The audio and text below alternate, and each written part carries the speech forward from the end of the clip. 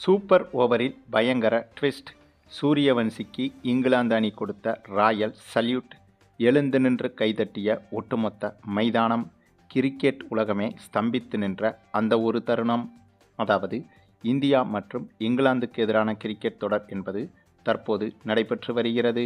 5 T20 போட்டிகள் கொண்ட இந்த ஒரு தொடரில் இந்திய அணியும் இங்கிலாந்து அணியும் பங்கேற்று விளையாடி வருகிறது.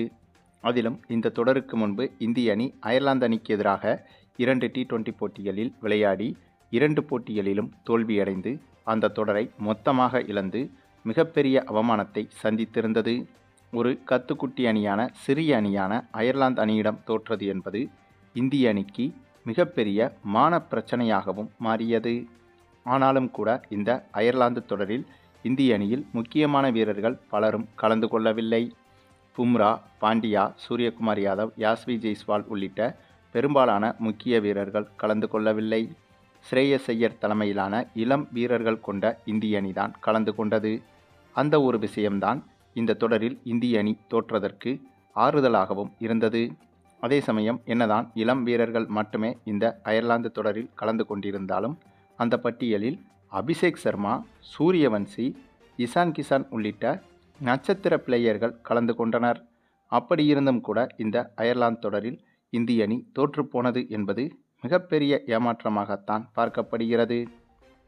அது மட்டுமில்லாமல் அயர்லாந்து தொடரில் என்னதான் இந்திய அணி ஸ்குவாடில் சூரியவன்சி இடம்பெற்றிருந்தாலும் இந்த தொடர் தொடங்கி போட்டி ஆரம்பித்து 2 போட்டிகளிலும் பிளேயிங் 11இல் சூரியவன்சி களமிறக்கப்படவில்லை. அதுதான் இந்த அயர்லாந்து தொடரில் இந்திய அணி தோல்வியடைவதற்கு முக்கிய காரணமாக மாறியது. இந்த சூழலில்தான் அப்படிப்பட்ட தவறை இந்த இங்கிலாந்து தொடரிலும் செய்துவிடக்கூடாது என்று இந்திய அணி நிர்வாகம் முடிவெடுத்துவிட்டது. ஏனென்றால் அயர்லாந்து தொடரில் விளையாடிய அதே இந்திய அணி ஸ்குவாடு தான் இந்த இங்கிலாந்து தொடரிலும் விளையாடுகிறது. ஆகவே இந்த இங்கிலாந்து தொடரிலாவது பிளேயிங் 11இல் கண்டிப்பாக சூரியவன்சிக்கு இடம் கொடுத்தாக வேண்டும் என்ற முடிவை இந்திய அணி நிர்வாகம் எடுத்துவிட்டது. ஆமாங்க, அதுவும் சமீபத்தில் இந்தியா இங்கிலாந்து அணிகளுக்கு எதிரான இந்த ஒரு T20 போட்டி தொடங்கியிருந்தது. அந்த தொடர் தொடங்கி நடைபெற்ற போட்டியில் சூரியவன்சி பிளேயிங் 11இல் களமிறக்கப்பட்டார். அதுவும் இந்த போட்டி தொடங்கி ஓப்பனிங் இறங்கிய இந்திய அணியில் சூரியவன்சியும் அபிஷேக் சர்மாவும் களமிறங்கினார்கள். இந்த இருவருமே சூப்பராக அதிரடியாக விளையாடி இருவருமே அரை சதத்தை கடந்துவிட்டனர். பின்பு இவர்களது விக்கெட்டை இழந்த பின்பும் கூட இசான் கிசான், திலக் வர்மா, சிவம் தூபே உள்ளிட்டவர்கள் சூப்பராக பேட்டிங் செய்ய, இதனால் இந்த போட்டியில் 20 ஓவர்கள் முடிவில் 6 விக்கெட் இழப்பிற்கு இந்திய அணி 217 ரன்கள் வரை எடுத்துவிட்டது. இந்த இலக்கு என்பது மிகப்பெரிய இலக்குதான். அதுவும் இங்கிலாந்து போன்ற அணிக்கு எதிராக இது மிகப்பெரிய இலக்குதான். இந்த சூழலில்தான் இப்படிப்பட்ட இலக்கை நோக்கி களமிறங்கிய இங்கிலாந்து அணி ஆரம்பத்தில் நிதானமாக விளையாடி விக்கெட்டுகளை இழக்காமல் முதல் 8 ஓவர்கள் வரை 90 ரன்கள் வரை எடுத்துவிட்டது.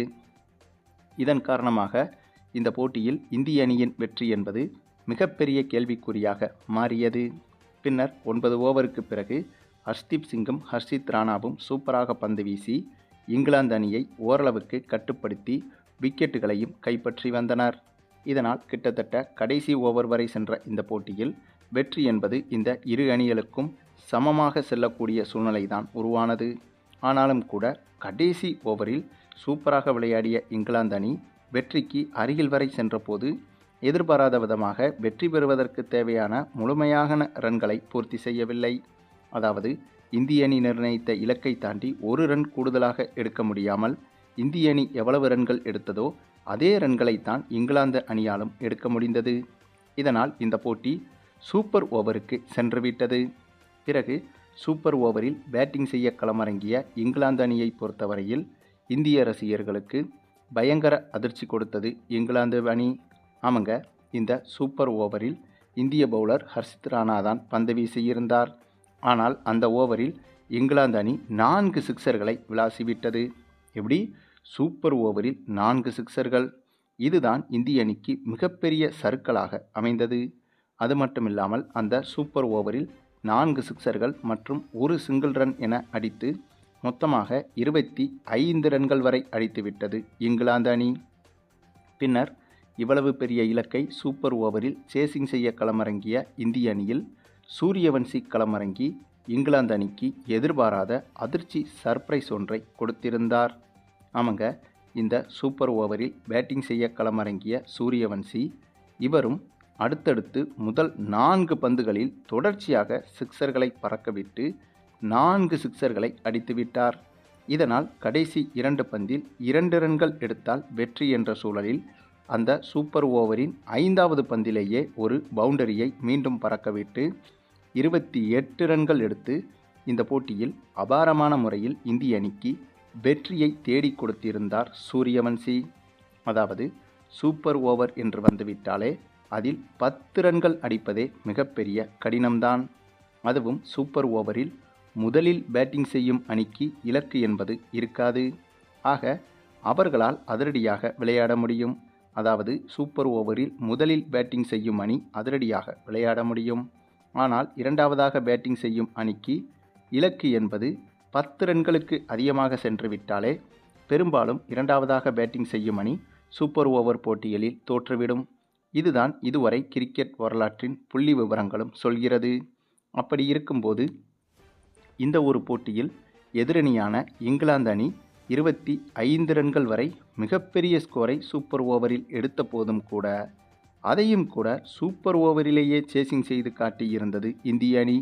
இந்திய அணி என்று சொல்வதை விட காட்டியிருந்தார் சூரியவன்சி. இந்த ஒரு சம்பவத்தை பார்த்த அடுத்த நொடியே ஒட்டுமொத்த இங்கிலாந்து வீரர்களும் மைதானத்திலேயே சூரியவன்சியை ஓடி வந்து தட்டி கொடுத்து பாராட்டினார்கள். அதிலும் சில இங்கிலாந்து வீரர்கள் சூரியவன்சி முன்னால் சல்யூட் அடிப்பது போல செய்கையும் காட்டினார்கள். ஆகவே இதற்கு மேல் இந்த ஒரு சிறுவனுக்கு என்ன வேண்டும் என்பதுதான் மிகப்பெரிய கேள்விக்குறி. கிரிக்கெட்டை கண்டுபிடித்ததாக சொல்லப்படும் ஜாம்பவான் அணியான இங்கிலாந்து அணி வீரர்களே இங்கிலாந்து அணிக்கு எதிராக களமிறங்கிய முதல் போட்டியிலேயே சூரியவன்சிக்கு மொத்த பாராட்டையும் தெரிவித்ததோடு சல்யூட்டும் அடித்து கொண்டாடிய இந்த ஒரு விஷயம் மிகப்பெரிய பேசுபொருளாக மாறியிருக்கிறது. அதாவது வெறும் 14 வயதில் கிரிக்கெட் விளையாடத் தொடங்கி இன்னும் சொல்லப்போனால் ஐபிஎல் போட்டிகளில் 13 வயதில் கிரிக்கெட் விளையாட தொடங்கி பிறகு 13 வயதிலேயே இந்திய ஜூனியர் அணிக்காகவும் பேட்டிங் செய்ய களமிறங்கி அதன் பிறகு ஜூனியர் அணியில் இவருடைய திறமையை ஒவ்வொரு போட்டிகளிலும் நிரூபித்துவிட்டு, ஏனென்றால் இதுபோன்ற அதிரடியாக விளையாடக்கூடிய வீரர்கள் ஏதேனும் ஒரு சில போட்டிகளில் அதிரடியாக விளையாடிவிட்டு மற்ற போட்டிகளில் தொடர்ச்சியாக சொதப்புவார்கள். ஆனால் சூரியவன்சியை பொறுத்தவரையில் வெறும் 13 வயது ஆனாலும் கூட தொடர்ச்சியாக பல போட்டிகளில் சிறப்பான பெர்ஃபார்மன்ஸை அதிரடியாக வெளிப்படுத்தி பிறகு இந்திய சீனியர் அணியில் இப்போது முதல் முறையாக களமிறங்கி அந்த முதல் முறையாக களமிறங்கிய முதல் போட்டியிலேயே இங்கிலாந்து போன்ற ஜாம்பவான் அணியை எதிர்கொண்டு அந்த அணிக்கு எதிராகவே சூப்பர் ஓவரில் இவ்வளவு பெரிய ரன்களை குவித்து மிகப்பெரிய பிரம்மாண்ட வெற்றியை இந்திய அணிக்கு தேடி கொடுத்தது என்பது மிகப்பெரிய உலக சாதனையாகும். ஆகவே சூரியவன்சி போன்ற ஒரு நபரை எதற்காக கடந்த போட்டியான அயர்லாந்து தொடரில் களமிறக்கவில்லை என்ற கேள்விதான் மீண்டும் மீண்டும் இந்திய ரசிகர்கள் மனதில் வந்து போகிறது. சரி, இப்போதாவது இந்திய அணி செய்த தவறை உணர்ந்துவிட்டது என்று சொல்லி நம்மை நாமே தேற்றிக்கொள்வதுதான் சரியாக இருக்கும். மேலும் சூரியவன்சியின் இந்த ஒரு சூப்பர் ஓவர் அதிரடியை பற்றியும் குறிப்பாக ஒட்டுமொத்த இங்கிலாந்து அணியும் சூரியவன்சியை கொண்டாடி தீர்த்ததை பற்றியும் உங்களுடைய கருத்துக்களையும் கமெண்டில் தெரிவிங்க. மேலும் இந்த வீடியோ பிடிச்சிருந்தா லைக் பண்ணுங்கள், மற்ற அனைவருக்கும் ஷேர் பண்ணுங்கள், மறக்காமல் நம்ம சேனலை சப்ஸ்கிரைப் பண்ணுங்கள்.